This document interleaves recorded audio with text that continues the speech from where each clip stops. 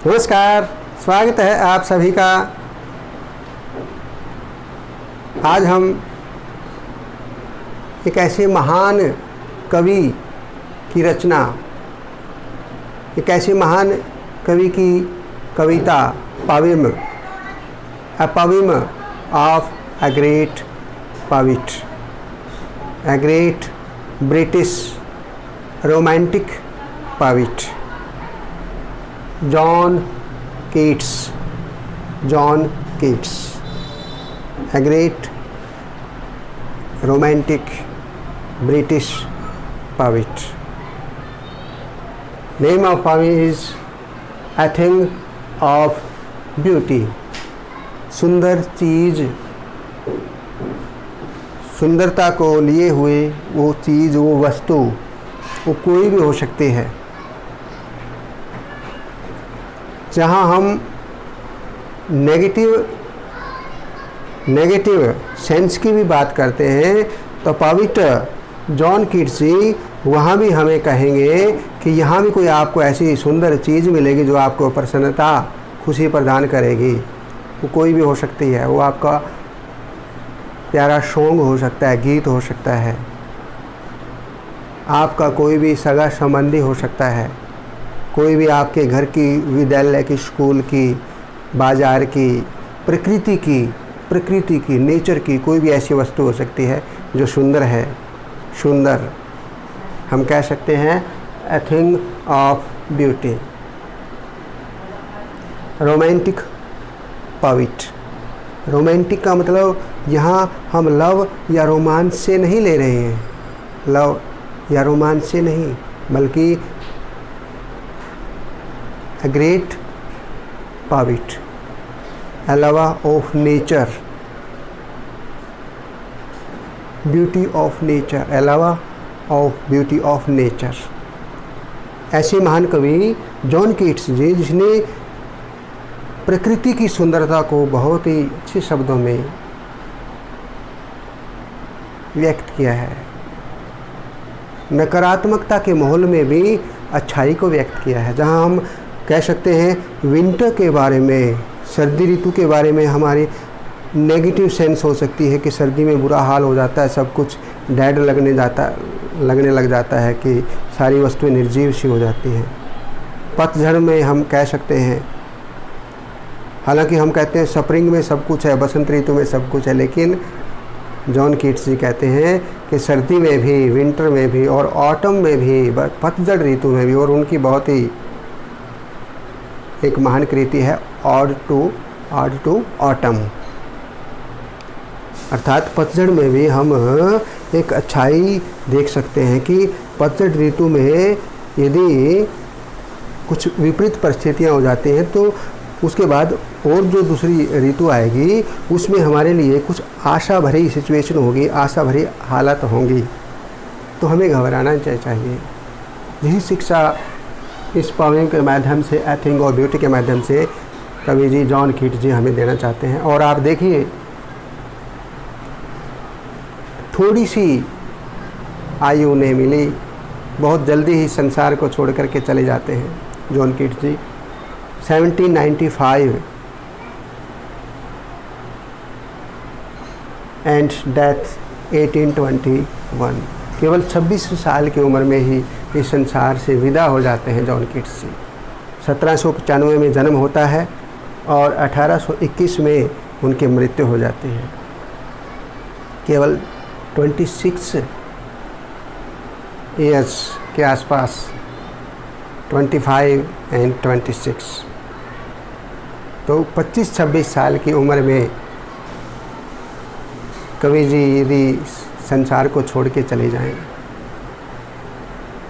कितनी निराशा हमें होती है कि ये महान कवि कुछ साल और जीता तो कितनी बड़ी बड़ी रचनाएं, महत्वपूर्ण रचनाएं, शिक्षाप्रद रचनाएं हमारे लिए वो रचते, लेकिन भयंकर बीमारी की वजह से बहुत ही जल्दी ही वो इस संसार से विदा हो जाते हैं। लेकिन संसार से विदा होने से पहले वो ऐसी महान रचनाएं इस संसार को दे जाते हैं जो आज भी हमारे लिए प्रेरणा स्रोत हैं। आने वाली पीढ़ियों के लिए भी प्रेरणा स्रोत रहेंगी, हमें हमारे जीवन को आगे बढ़ाती रहेंगी, हमें प्रेरणा देती रहेंगी। ऐसी रचनाएं इस महान कवि की हैं। जॉन कीट्स की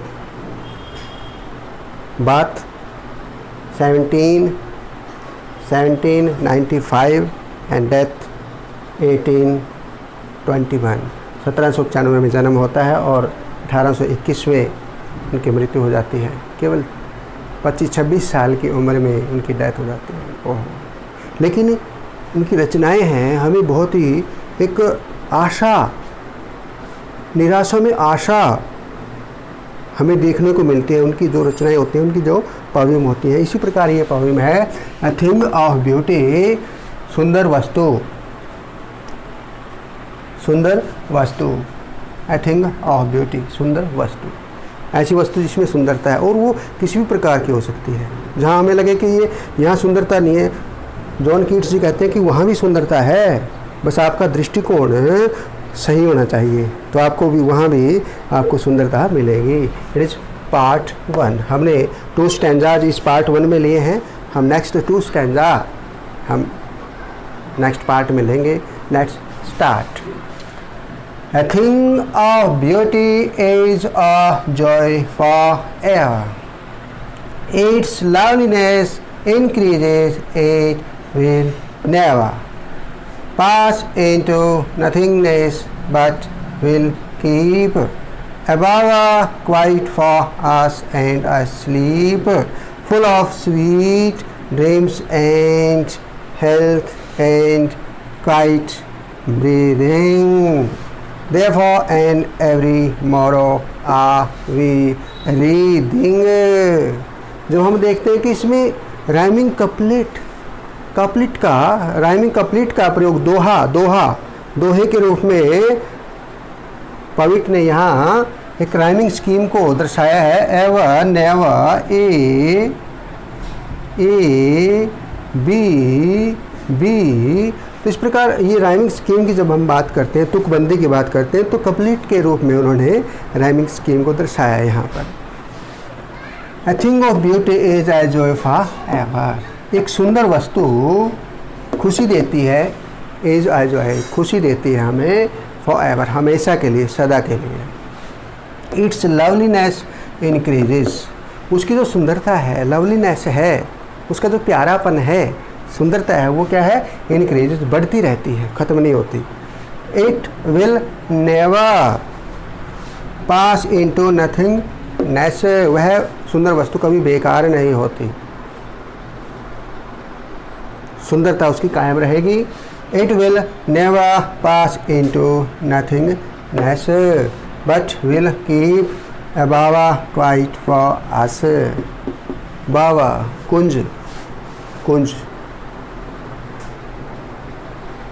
वृक्षों का, छायादार वृक्षों का एक झुंड, कुंज, बावा, क्वाइट, शांत छायादार वृक्षों का झुंड हमेशा हमारे लिए होता है।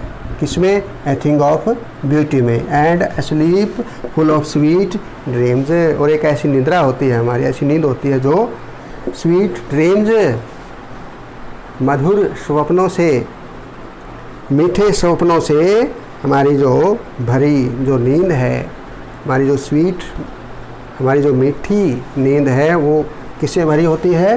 Full of sweet dreams, sweet dreams से, मधुर अर्थात मीठे स्वप्नों से वो भरी होती है हमारी नींद। जब हम बात किसकी करते हैं? ए थिंग ऑफ ब्यूटी की। एंड हेल्थ,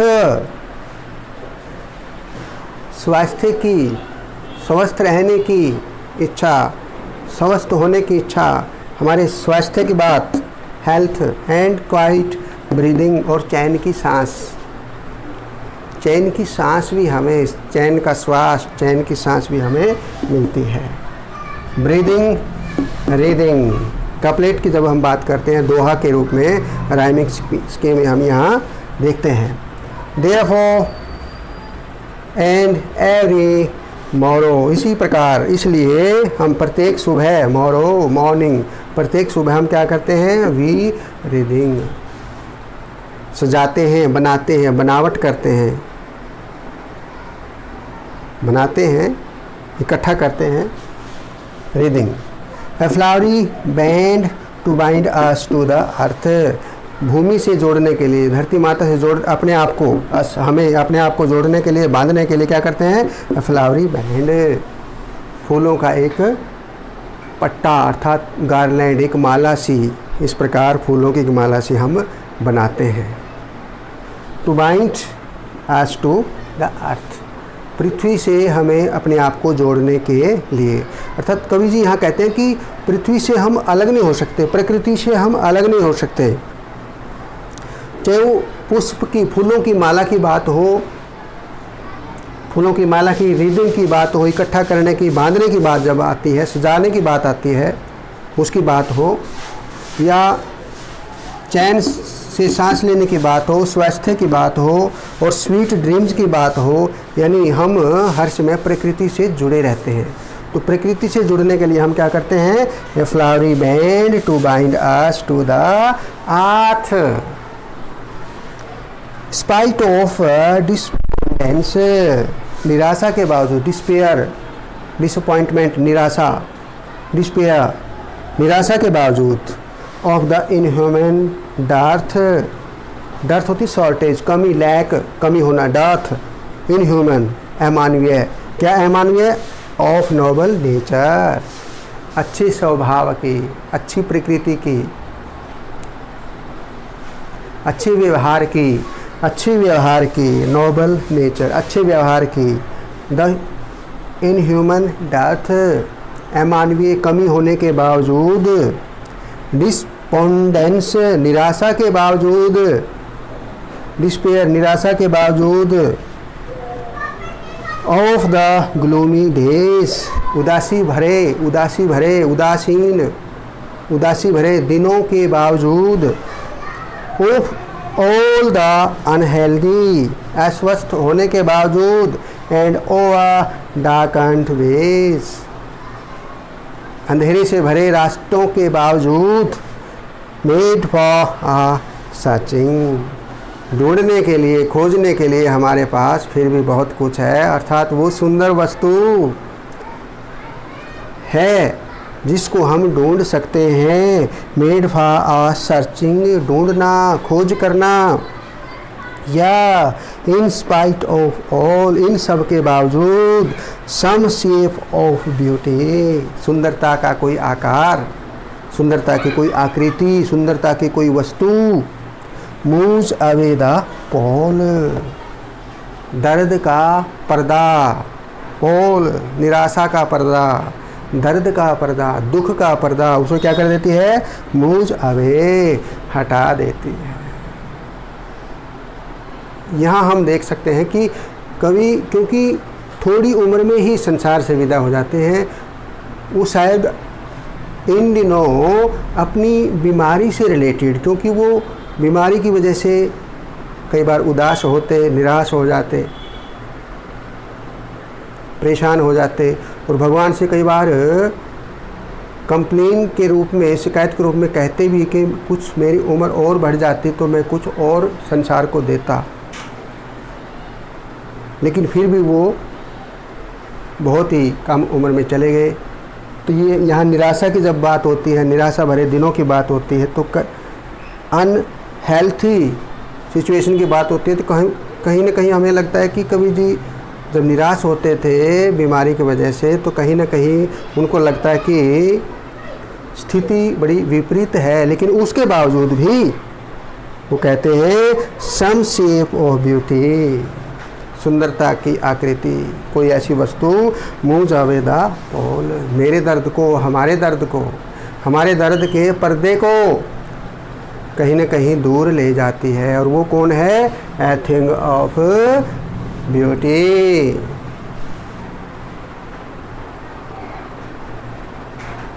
बहुत ही महान संदेश इस पोएम से हमें मिल रहा है। निराशा में आशा ढूंढना, अंधेरे वाले दिनों के, दुखों वाले दिनों के बीच भी आशा की किरण, अर्थात उस सुंदर वस्तु को देखना जो हमें प्रसन्नता प्रदान करती है। इसलिए तो कहा है हमारी उम्र लंबी बेशक ना हो, लेकिन हमारा जीवन बड़ा और महान होना चाहिए। ऐसा महान, ऐसा बड़ा जैसा जॉन कीट्स जी का जीवन था। कहने को तो 25-26 साल की उम्र में चले गए, 1795 में जन्म हुआ, 1821 में वो चले गए, लेकिन जाने से पहले। और 1820 में तो उनकी जो बहुत ही इम्पोर्टेंट कृति है और जो ऑटम प्रकाशित हुई थी, मरने से केवल 1 साल, इस संसार को छोड़ने से केवल 1 साल पहले, लेकिन इस थोड़े से समय में ही उनकी जो कृति है, महान कृतियां हैं, हमारे दुखी मन के अंदर भी खुशी की उमंग भर देती हैं। तो ये पार्ट 1 है जिसमें हमने 2 स्टैंजे लिए हैं, आई थिंक ऑफ ब्यूटी। और इसमें जब हम राइम स्कीम की बात करते हैं तो राइमिंग स्कीम इसमें कपलेट के रूप में है। यहाँ पर जब हम स्टार्ट करते हैं तो ए, बी, सी, इसी प्रकार जब हम नेक्स्ट अलग स्टैंजा की बात हम करते हैं तो सी, डी, डिज, ई, पॉल, ऑल, या अलग से आप स्टैंजा के रूप में मान लो अलग से इसको देखते हैं, ए, बी, आथ, डाथ, बी, डेज, वेज, सी, पॉल, ई, तो कपलेट के रूप में, ठीक है ना। ए, एवर नेवर, ए, कीप स्लीप, बी, ब्रीदिंग, सी, डी, तो इस प्रकार कपलेट के रूप में ए, बी, यानी जोड़ा, दोहे के रूप में उनकी राइमिंग स्कीम हम यहाँ देख रहे हैं, ठीक है ना। ए, बी, सी, तो इस प्रकार आप देखते हैं इसमें। और एलिट्रेशन, अनुप्रास अलंकार का भी प्रयोग इसमें हुआ है। कैसे देखते हैं हम इसमें अनुप्रास अलंकार। अनुप्रास अलंकार ऐसे जो कॉन्सोनेंट लेटर से शुरू होता है कोई वर्ड, एक साथ जब 2 वर्ड आते हैं, जैसे बैंड में 20 से स्टार्ट है, और बाइंड, ये बैंड ये नाउन के रूप में प्रयोग हुआ है, पट्टा यानी माला गारलैंड के बारे में, और बाइंड बांधना ये वाव के रूप में, ये नाउन और ये वाव के रूप में, ठीक है ना। लेकिन दोनों स्टार्ट बी से हो रहे हैं, तो ये एलिट्रेशन का एक एग्जाम्पल है। नोबल नेचर्स, नोबल में भी एन है और नेचर में भी एन है, तो एलिट्रेशन है। इंजैममेंट की जब हम बात करते हैं, इंजैममेंट, तो इसमें क्या होता है कि जो लाइन ख़त्म होती है पाउम की, उसमें कोई पंक्चुएशन मार्क ना लगा करके वही लाइन आगे से स्टार्ट होती है, और इसमें पीछे कोई क्वेश्चन मार्क या फुल स्टॉप या कोमा वगैरह नहीं लगता है, तो ये इंजैममेंट की सिचुएशन है। और इमेजरी, बहुत ही सुंदर इमेजरी कल्पना की है कवि ने। फ्लावरी बैंड, क्या बात है, फ्लावरी बैंड इमेजरी का प्रयोग किया है इसने। और राइमिंग स्कीम के बारे में हमने कपलेट राइमिंग के बारे में यहाँ देखा है, कपलेट, दोहा, कपलेट, COUPLET, कपलेट, दोहे के रूप में। तो इस प्रकार हम देखते हैं कि ये महान कृति कितनी बड़ी शिक्षा हमें देती है। पार्ट 1 है ये, एक बार दोबारा रिसाइट आप मेरे साथ करेंगे। ए thing of beauty is a joy for ever, it's loveliness increases, it will never pass into nothingness but will keep above quiet for us, and a sleep full of sweet dreams and health and quiet breathing, ये QUIET, quiet breathing. Therefore and every morrow are we reading a flowery band to bind us to the earth, spite of, in spite of की जगह spite of लिखा है, spite of despondence of the inhuman death, कमी होना, lack, अर्थात shortage, inhuman अमानवीय, of noble nature of the gloomy days of all the unhealthy and over, ये contraction form के रूप में, शॉर्ट फॉर्म के रूप में OVER का ये एपोस्ट्रोफी लगा दे। और darken ways made for a searching, yes, in spite of all, some shape of beauty moves away the call. निराशा में आशा ढूंढना, और वो कोई भी सुंदर वस्तु हो सकती है, जहाँ हमें लगे कि ये इस वस्तु में कोई सुंदरता नहीं है, वहाँ भी हम उसमें सुंदरता और ढूंढ सकते हैं कि और कवि जी हमें कहते हैं कि जो ज़िंदगी है हमारे एक सुहाना सफ़र है, ज़िंदगी एक सुहाना सफ़र है और पता नहीं इसमें कब क्या हो जाए, लेकिन इस सुहाने सफ़र के दौरान आपने ए थिंग ऑफ ब्यूटी की बात करनी है। और एक थिंग ऑफ ब्यूटी की बात जब करेंगे आप, जब आप निराशा में आशा ढूंढेंगे और आगे बढ़ने की कोशिश करेंगे। यही तो आपने अपने जीवन में देखना है, नहीं तो जीवन निराशा से भर जाएगा, और जब जीवन निराशा से भर जाएगा तो फिर हमारा अंधेरा छा जाएगा चारों तरफ।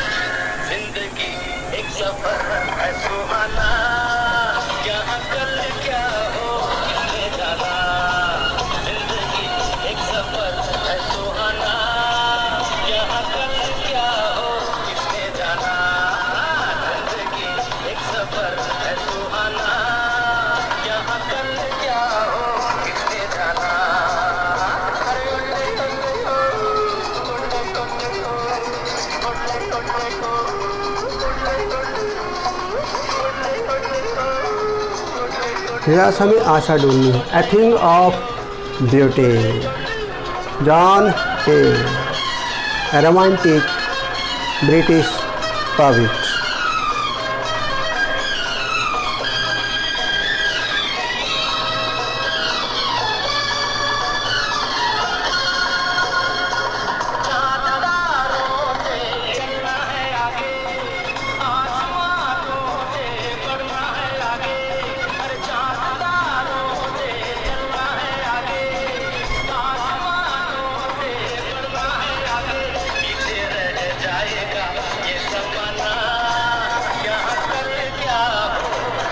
Thanks for watching.